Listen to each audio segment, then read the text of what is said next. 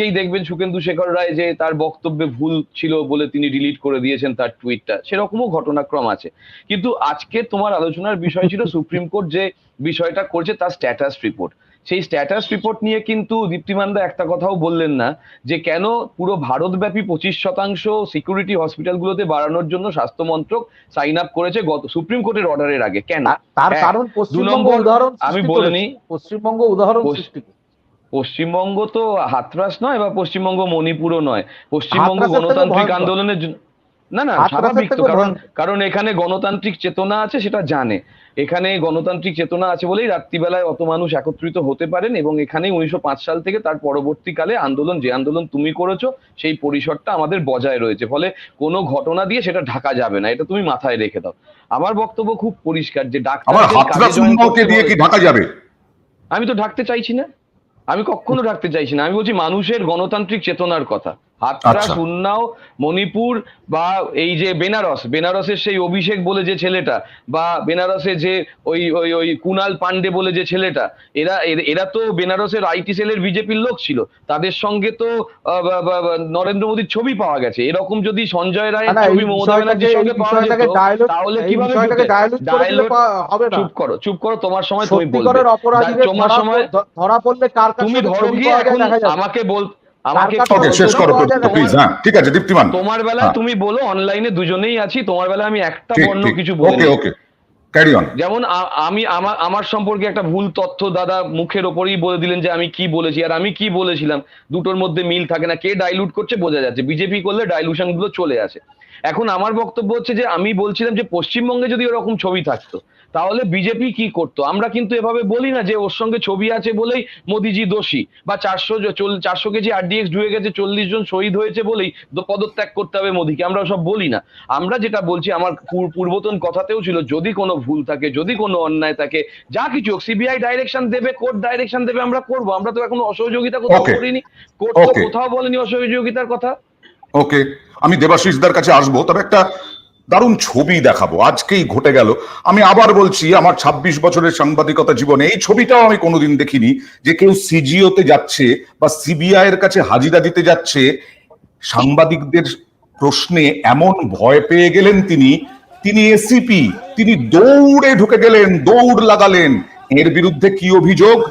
এর বিরুদ্ধে অভিযোগ হচ্ছে এরই ছত্র ছায়ায় এই সঞ্জয় রায় ডেরা বেঁধেছিল বিধাননগর 4th ব্যাটালিয়নের যে বারাক, সেই বারাকে থাকার কথা নয় সঞ্জয় রায়ের ওখানে, কিন্তু এরই দৌলতে সঞ্জয় রায় ছিল। সঞ্জয় রায় ওখানেও মদের আসর বসাতো, এরকমটাই অভিযোগ উঠেছে। আর তিনি দৌড়ে ঢুকছেন, সিবিআই ডেকেছে, দৌড়ে ঢুকছেন। ভাবা যায়? দেখুন আরেকবার অ্যাম্বিয়েন্স দিয়ে, মানে সিআরপিএফ এর কেন্দ্রীয় বাহিনী অবাক হয়ে গেছে এরকম আচরণ দেখে। দেবাশিস দা, আপনারা ঢুকেছেন, বারবার করে অভিযোগ করা হচ্ছে এসএফআই, ডিওয়াইএফআই এরা ঢুকেছে আরজি করে ভাঙচুর করতে। দেবাশিস দা, হ্যাঁ মানে দেখুন, আজকে সুপ্রিম কোর্ট, শোনা যাচ্ছে অয়নবাবু? হ্যাঁ শোনা যাচ্ছে অয়নবাবু। হ্যাঁ, আমি বলছি আজকে সুপ্রিম কোর্ট যেটা বলেছেন, যা বলেছেন সেটাকে চাঁচা ছোলা ভাষায় বললে মানে গালে থাপ্পড় মেরা হয়েছে। এবার মুশকিলটা হচ্ছে, আমার আপনার গালে তো মানুষের চামড়া আছে, থাপ্পড় মারলে লাগবে, কিন্তু তৃণমূল সরকারের যে চামড়াটা, সেটা তো গন্ডারও বোধহয় দেখলে হাসি পাবে তার। মানে আমরা বলছি যে কি থেকে কি লোকাবার চেষ্টা করছি, মানে এখনো দাঁড়িয়ে কি বলার চেষ্টা করছি, মানে এতটা নির্মম ভাবে, পৈশাচিক ভাবে একজন বাচ্চা মেয়েকে মারা হলো, তারপরে দাঁড়িয়ে 3 ঘন্টা পর এফআইআর করা হয়েছে। মানে এগুলোর কি উত্তর আছে? সেই বিনীত গোয়েল না, যে সেই কামুদিনীর এটা করেছিল, এই তো বিনীত গোয়েল। মানে কিভাবে একের পর এক সমস্ত কিছুকে ধামাচাপার চেষ্টা করেছে, এটা তো আমরা দেখতে পাচ্ছি। সুপ্রিম কোর্ট তো প্রশ্ন করেছে যে আত্মহত্যার গল্পটা কে বলেছে, এটা তো তৃণমূলের চিরপরিচিত গল্প।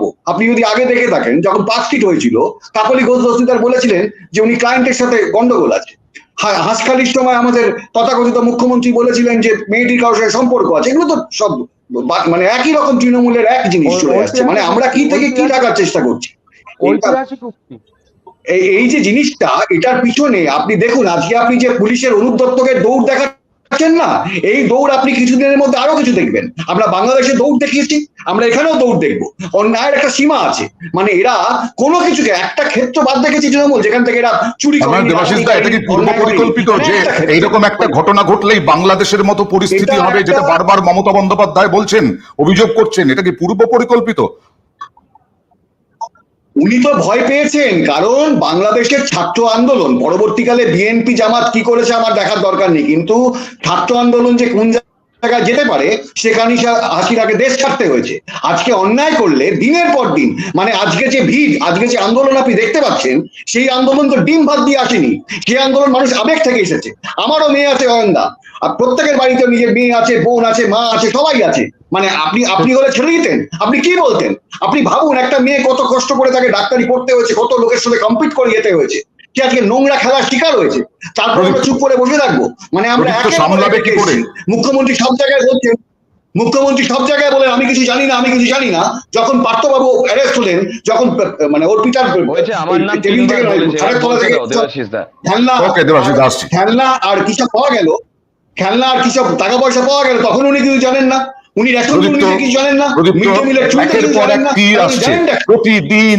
প্রতিদিন বান বলা যায়, প্রশ্ন বান, অভিযোগের বান, কি করে সামলাবে? প্রশ্নবানটা তো তারা করতেই পারে, প্রশ্নবান, অভিযোগের বান, সাধারণ মানুষেরও আন্দোলনের বান। আজকেও সেক্টর 5-এ মিছিল বেরিয়েছে সেক্টর 5-এর মহিলা কর্মীদের। না, পুরো পশ্চিমবঙ্গ ব্যাপী হচ্ছে তো এটা তো শুধুমাত্র সেক্টর 5-এ হচ্ছে না, কিন্তু কাদের গালের চামড়া মোটা আর কাদের গালের চামড়া নেই, কঙ্কাল বেরিয়ে গেছে, সেটা মানুষ দেখিয়ে দিয়েছে।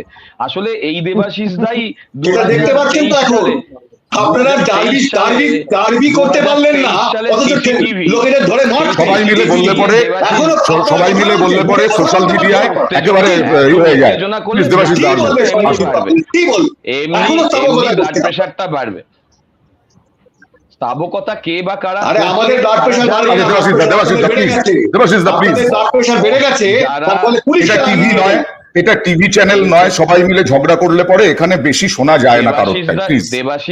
দেবাশিসদার যে আশা আকাঙ্ক্ষা, সেটা দীর্ঘদিন পূরণ না হওয়ার ফলে এইগুলো হচ্ছে। আসলে আমি বলছি সামলাবে কি করে? আমি সামলানোর কথা বলছি যে এই দেবাশিস দাই 2023 সালে সিসিটিভি নিয়ে কি বক্তব্য রেখেছিল একটু জানার চেষ্টা করব। এই দেবাশিস দার বাড়িতে যেমন মেয়ে আছে, আমার বাড়িতে যেমন বউ আছে, মা আছে, স্বপ্নর বাড়িতেও স্বপ্ন ছিল। ফলে মুশকিল হচ্ছে খণ্ডিত সত্য নিয়ে যারা চর্চা করেন, যারা 2011 সালের আগে একরকম চরিত্র দেখান, 11 সালের পরে আর একরকম চরিত্র দেখান। আর আমার কথায় যখন বারবার বলা হচ্ছে যে শোধরানোর কি রাস্তাগুলো আছে, সেইখানে যারা গালের মানে পরিমাণ নিয়ে কথা বলেন, তাদের উত্তর দিতে আমি চাইবো না। আমি উত্তর দিতে চাইবো সাধারণ মানুষের কাছে, আবেদন ডাক্তারদের কাছে, যে মানুষের জন্যই তো আপনারা আন্দোলন করছেন, তাহলে সেই মানুষগুলোকে পরিষেবা দিন। এইটা সুপ্রিম কোর্ট যখন বলছে, তখন সেইটাও তো আমরা হাইলাইট করব। পুরো ভারতব্যাপী পশ্চিমবঙ্গ যদি উদাহরণ হয়। প্রদীপ্তর সঙ্গে বোধহয় যোগাযোগ বিচ্ছিন্ন হলো, আমরা একবার দেখাবো। আবারও বারবার প্রশ্ন উঠছে, ওই দিন কেন, ওই দিন ঘটনা ঘটার পরে কেন, কিভাবে আবার দেওয়াল ভাঙার সিদ্ধান্ত হলো, কি করে দেওয়াল ভাঙার নির্দেশ দিলেন প্রিন্সিপাল, দেখুন। মহিলা চিকিৎসককে খুন, ধর্ষণ, আর্জিকরের ঘটনায় তোলপাড়। গত 9ই আগস্ট আর্জিকরের চেস্ট মেডিসিন বিভাগের সেমিনার হলে মহিলা চিকিৎসকের ক্ষতবিক্ষত দেহ উদ্ধার হয়। অভিযোগ 12ই আগস্ট সেই সেমিনার হলের সামনের ঘরের দেওয়ালই ভাঙা হয়। আন্দোলনকারীরা দাবি করেন সংস্কারের নামে আসলে এটা প্রমাণ লোপাটের চেষ্টা। তারা প্রশ্ন তোলেন, কার নির্দেশে সেমিনার হলের সামনের ঘরের দেওয়াল ভাঙা হলো? কে এই সময় সংস্কারের কাজ করার নির্দেশ দিল? সেই জায়গা ভাঙতে গেলে ইঞ্জিনিয়াররা করে, এবং ইঞ্জিনিয়ারদের পারমিশন দেন হচ্ছে এখানকার প্রিন্সিপাল এবং এমএসভিপি, তারা পারমিশন দেন। এক্সিকিউটিভ ইঞ্জিনিয়ার, অ্যাসিস্ট্যান্ট ইঞ্জিনিয়ার, এরা যখন সবাই মিলে আমার কাছে এসেছিলেন, তখন ওনারা বলেছিলেন প্রিন্সিপালের অর্ডার হয়েছে যে এখানটা রেনোভেট করতে হবে। কি রেনোভেট করতে হবে? তখন ওনারা বলেছিলেন প্রিন্সিপালের অর্ডার হয়েছে যে এখানটা রেনোভেট করতে হবে। কি রেনোভেট করতে হবে? না, এদের ঘরগুলো একটু বড় করতে হবে। এই প্রিন্সিপাল কি সন্দীপ ঘোষ? প্রিন্সিপাল তখন সন্দীপ ঘোষ ছিলেন। গত 12ই আগস্ট আর্জিকর সন্দীপ ঘোষ অভিযোগ, সেই দিনই ওই ঘর সংস্কার শুরু হয়, দেওয়াল ভাঙা হয়। গত কয়েকদিন ধরে সন্দীপ ঘোষকে জিজ্ঞাসাবাদ করছে সিবিআই। সূত্রের খবর, সেখানেও উঠেছে দেওয়াল ভাঙার প্রসঙ্গ। তদন্তকারীরা আরজি করের প্রাক্তন অধ্যক্ষের কাছে জানতে চান সেমিনার হল সংলগ্ন অংশ কেন ভাঙা হলো। সন্দীপ ঘোষ বলেন, পড়ুয়া চিকিৎসকদের অনেক দিনের দাবি ছিল তাদের জন্য রেস্টরুম, ওয়াশরুম এবং নিরাপত্তার ব্যবস্থা করতে হবে। সেই মতোই সংস্কারের কাজ শুরু হয়। মাসখানেক আগে ওয়ার্ক অর্ডার এসেছিল। স্বাস্থ্য দপ্তরের আধিকারিকদের সঙ্গে কথা বলেই কাজ শুরু হয়েছিল। মেডিকেল কলেজের মেইনটেন্সের দায়িত্ব নেয় পূর্ত দপ্তর। আমি দায়িত্ব নিয়ে বলতে পারি, ঘটনা করছে ধর্ষণ যেই ঘরে হয়েছিল প্রমাণ লোপাটের জন্য সেই ঘরটা ভাঙা হচ্ছিল। যেটা সত্য, সেই ঘর ভাঙা হচ্ছিল, সেটা অন্য একটি পরিত্যক্ত ঘর এবং ঘটনার অনেক আগে থেকেই সেই কাজ চলছিল। পুলিশের নির্দেশে সেই কাজও বন্ধ করে দেওয়া হয়েছে। পূর্তমন্ত্রীর দাবি মানতে নারাজ আরজি করেন আন্দোলনকারী পড়ুয়ারা। আমরা দেখেছি যে যখন ওইখানে ঘটনাটা ঘটে তখন কিন্তু এরকম কোনো কাজ চালু ছিল না, এবং ঠিক তার দুদিন পরেই হঠাৎ করেই এই কনস্ট্রাকশনের কাজ শুরু হয়। এবং তাই আমাদের যেটা মানে আমরা মনে হচ্ছে যে এই প্রমাণ লোপাটের জন্যই এই কনস্ট্রাকশন শুরু করা হয়। নিউজ 18 বাংলা। দীপ্তিমান, শাসক দল বলছে চিকিৎসকদের অনুরোধ করছে, সুপ্রিম কোর্টও চিকিৎসকদের অনুরোধ করছেন যে প্রত্যাহার করার জন্য এবং স্বাভাবিক অবস্থায় ফেরার জন্য। সাধারণ মানুষ তারা চালান, তারা তাদের আন্দোলন চালান, মহিলারা আন্দোলন চালান, এরকম ভাবে মোমবাতি মিছিল বের করুন, প্রতিবাদে সরব হন, কিন্তু চিকিৎসা পরিষেবা চালুর পক্ষে কি তোমরা? না, চিকিৎসা পরিষেবা, আমি ব্যক্তিগত মত, এটা আমার দলের মতামত আমি ছেড়েই বলছি যে এটা আমার ব্যক্তিগত মত, চিকিৎসা পরিষেবা অবশ্যই চালু করা উচিত। প্রচুর মানুষ অসুস্থ থাকেন, সেটা নিয়ে কোনো মানবিকতার দৃষ্টিতে দেখা উচিত। এখন মুশকিল হচ্ছে নির্লজ্জতা আর মানবিকতা, এই দুটোই তো তৃণমূল কংগ্রেসের লোকেদের নেই, যার ফলে এরা সব মানে পুরো ব্যাপারটাকেই একটা সাপোর্ট, যেভাবে সাপোর্ট এরা করছে অত্যন্ত দুঃখ লাগে। আমি প্রদীপ্তকে অত্যন্ত ভালোবাসি, কোথায় সাপোর্ট হয়েছে কিন্তু আজকের দিনে যেভাবে সাপোর্ট করা হয়েছে, যেভাবে সাপোর্ট করছে, একটা উদাহরণ দিয়ে সাপোর্ট কোনটা? একটা জিনিস উদাহরণ সাপোর্ট কোনটা? দীপ্তিমানদা একটা উদাহরণ, দীপ্তিমানদা একটা উদাহরণ কোনটা সাপোর্ট? দীপ্তিমানদা একটা উদাহরণ প্লিজ, হাত জোর করে বলছি, হাত জোর করে বলছি আজকে আমাকে। না, নিশ্চয়ই নিশ্চয়ই একটা বড় সেনসিটিভ বিষয় এটা, সেখানে প্রদীপ্ত কোন সাপোর্ট করেছে এরকম কথা প্রদীপ্ত চাইছে। ওকে প্রদীপ্ত প্লিজ উত্তরটা। না করতে তোমার সমস্ত পদ থেকে তো পদত্যাগ করা উচিত ছিল। কেন কিসের জন্য? তুমি তো উল্টে ঘটনার পরে নিজে পদত্যাগ নিয়েছো। ছেড়ে দেওয়া উচিত ছিল। আমরা সব কথা করি না, আমরা কেন ছাড়তে যাবো? তোমরা ছেড়েছো, তোমাদের রাজ্যগুলোতে যে আমরা অন্যায় হয়েছে কেন ছাড়তে যাবো? কিসের জন্য?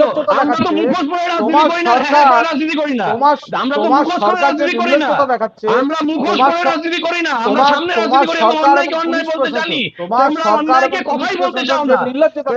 তোমার প্রধানমন্ত্রীর সঙ্গে যখন ছবি বেরোয়, তোমার কে বলেছে? কোথায় বলেছে সরকার কোথায় বলেছে? সিবিআই সরকার দেবে এসে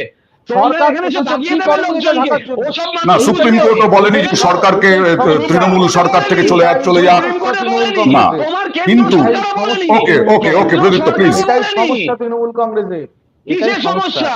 সমস্যা তোমাদের, তুমি ওকে, আমি একটু দেবাশিসদার কাছে আছি, দেবাশিসদার কাছে আছি প্লিজ, দেবাশিসদার কাছে। তোমার বক্তব্য নেই, হাতরাস নিয়ে বক্তব্য নেই, ত্রিপুরা নিয়ে বক্তব্য নেই, তোমাদের এই জিতারিটা মাথা থেকে প্লিজ প্রদীপ্ত, প্লিজ প্রদীপ্ত, ঠিক আছে, দীপ্তিমানকে শেষ করতে হয়, দীপ্তিমানকে শেষ করতে দিই প্লিজ, প্লিজ, নিশ্চয়ই প্রদীপ্ত আসবো, প্রদীপ্ত আসবো, ব্যাপার না, প্রদীপ্ত আসবো, দীপ্তিমান শেষ করো, 20 সেকেন্ডে শেষ করো প্লিজ।